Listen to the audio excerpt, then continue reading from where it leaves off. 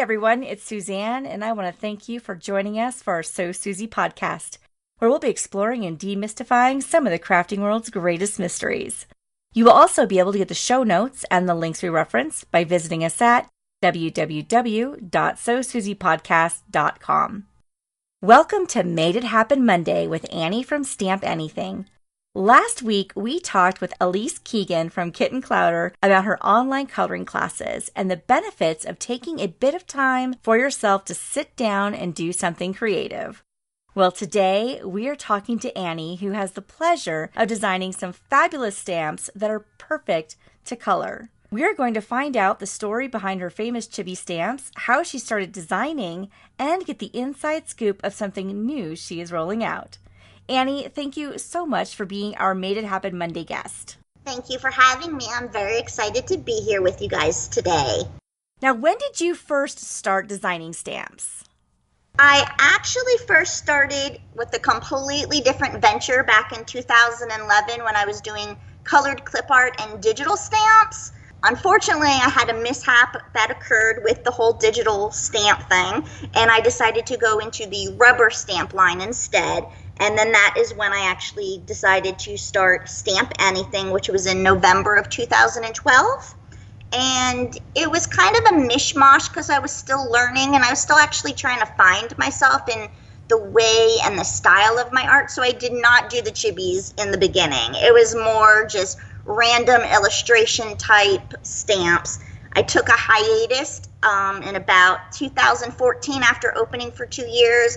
I really wanted to rethink. I really wanted to rebrand. I wanted to have my company that even if you didn't know who I was, if you saw one of my images, you would relate it and be like, oh, I know that style. So I did a complete rebranding, and then we reopened with the new line in March of 2015 with the whole Chibi line.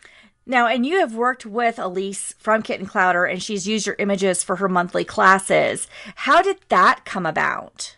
First of all, we love Elise. She's a super sweetheart. I stumbled upon, hearing other people talking about her coloring classes.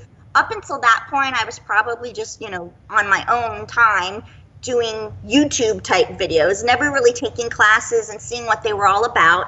And I stumbled upon her. And I joined her Facebook group, and she just has an overwhelming positive group there. And we started chit-chatting in, Facebook Messenger. And I saw that, she does contests and giveaways. So I said to her, hey, if you ever need anything and you have an opening, because I know a lot of people who do sponsors, they book them in advance. And she fit me in, and we did a coloring contest in October. And the people were really responsive to the image, and they seemed to like it. And so we continued, and we did another one with her in December. And then she said, hey, what about doing one of my monthly coloring classes for the images? And so I did that with her. And that also went along really well. And I'm actually working on something with her, a new project that we're doing. Can't give you any details at the point right now, but we're actually working on something else for her Kitten Clowder members as well. Now, and your images have a very unique look to them. Do you design the images with Copic coloring in mind, or did that just come with the style that you naturally have? Well, now it's more of the style that I have, but in the very beginning, those first few sets, I am a big hair colorer. Like, out of all of the things to color, the hair is what seems to grab me, and it's what I seem to gravitate for, because I am not an experienced colorer like some people out there, and especially like Elise. So for me, the hair was really important, because even if you just did the hair extraordinarily well, and that was the focus point of your project, if the rest was not colored as great, the hair just took it up to that notch that you're like, wow, look at the highlight and the shade in there. So I definitely built them around their hair. It's so funny because I can't do hair. I was telling Elise in today's podcast, it was like, I could do one side, but the other side is not well at all. See, and I have problems with the clothing because I think they're so much smaller, and so the hair I made kind of big, and so I had a lot more room to play with to get the coloring down of what I wanted. And then all of your Chibi kids have a unique name. Where did you get your inspiration for their names? Are these people that you know, or is it just names that you like? No, I don't know. Maybe one or two of the names are people that I know, but basically when I'm drawing them out and they're getting their finishing touches on them, it's when they actually start to come alive for me. And they just kind of sing a name. Like, this is a Melanie, and this is a Brittany, and this is a Kelsey. And their names just, for some reason, it just comes to me that that's what that person looks like, that stamp. And in my mind, I already know what color hair they have, what outfit they're wearing. So I might make a stamp, Brittany, for example. To me, she's a strawberry blonde. So it's always so much fun when people buy the stamps and they might do her as a redhead or a brunette or a different color hair or even ombre. And I'm like, I did not envision her that way, and look at how fantastic she looks. So I totally love that, because then it makes what I'm, in my head, how they look completely different, and it shows the versatility for them. And now one of the programs you offer on your website is a monthly auto ship. What is that, and how does it work? Well, what happens is we have a 3-image is released every month for our monthly releases, and it's usually the first of each week. So we do little sneak peeks in our Facebook group the Friday before, and our release is Wednesday through Friday of the next week. So since we have a loyal fan following, and some people are like, I just want everything, they kind of do I guess, how you do blind boxes? It's Yes. kind of like a blind box buying.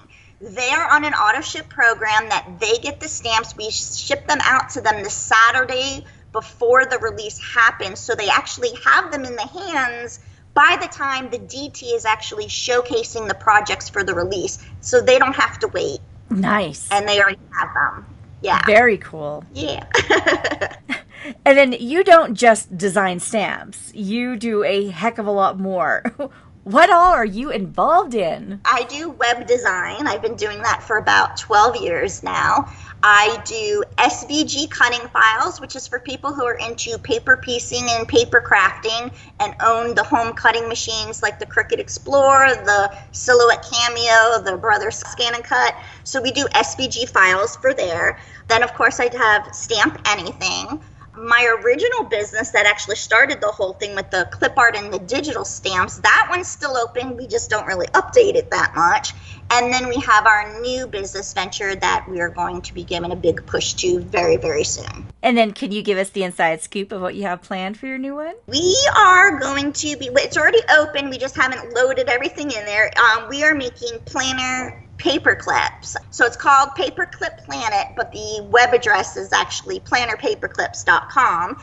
And basically just like how I love the chibi stamps, I'm really influenced by like Japanese manga type of art. So kawaii is a really big, heavily style that I'm into. So I took a lot of my original kawaii style artwork and we had them made into very durable and very high quality paper clips for people that are in the planning community. And then one of the segments we like to end the show with is our fun facts, where we ask you some of your personal favorites.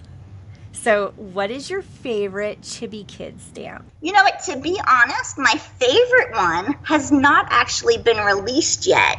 I do design a year in advance, so... Oh, wow. Yeah, so my favorite Chibi stamp has not actually seen the light of day yet. She'll be coming in a couple more months.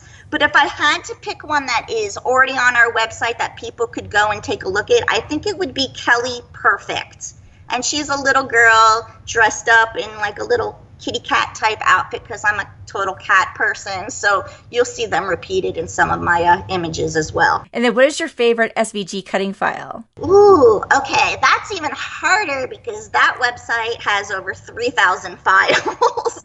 I would probably say anything that is the kawaii style. I love that whole entire line. And I also have a couple of SVG cutting files that are of Chibi Kids, and they're usually dressed as something. So like Chibi Kids dressed as forest animals or dressed as jungle animals. Those are my probably the ones that tug at my heartstrings the most. And then you actually offer the SVG cutting files for all of your Chibi stamps too, don't you, on your Stamp AnnieThing? We do, yes. What is your favorite new paper clip that you have coming out for the planners? Well, I mean, it's not on the website yet, but it is a kawaii pineapple. So we do have a tropical one that'll be coming out soon. So I mean, anything with those little silly faces on them, I mean, they're just so cute. And then where can people go to learn more about Stamp AnnieThing and then your other business ventures? The web address for Stamp AnnieThing is simply stampanniething.com, and it's Annie like my name, but it was a tug on anything, so Stamp AnnieThing. Then our cutting file site is svgcuttingfiles.com, and then our paperclip site is plannerpaperclips.com. Before we go, Annie has 2 $25 gift certificates she would like to give away to our listeners today. All you have to do is let us know in our show notes which of our Chibi kids is your favorite. We will announce the winner on Friday, May 12th on SoSuzyPodcast.com and on our Facebook page. Annie, thank you so much for being our Made It Happen Monday guest. We will have all the links to find Annie and her amazing products in our show notes, along with pictures of her favorites. Until next time, this is Suzanne, and you have been listening to the So Suzy podcast. Happy stamping!